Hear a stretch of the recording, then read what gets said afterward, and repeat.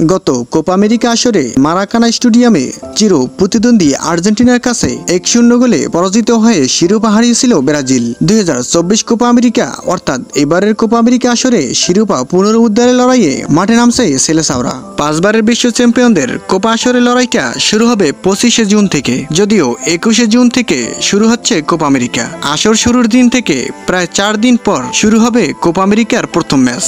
Copa আমেরিকাকে সামনে রেখে কনমেবলের নির্ধারিত আন্তর্জাতিক প্রীতি ম্যাচ খেলবে ব্রাজিল। যুক্তরাষ্ট্রে অনুষ্ঠিত হতে যাওয়া কোপা আমেরিকার এবারের আসরকে সামনে রেখে ব্রাজিলের 2 প্রস্তুতি ম্যাচ যুক্তরাষ্ট্র এবং মেক্সিকোর বিপক্ষে আগামী 9 জুন বাংলাদেশ সময় 6টা 30 মিনিটে শুরু হবে।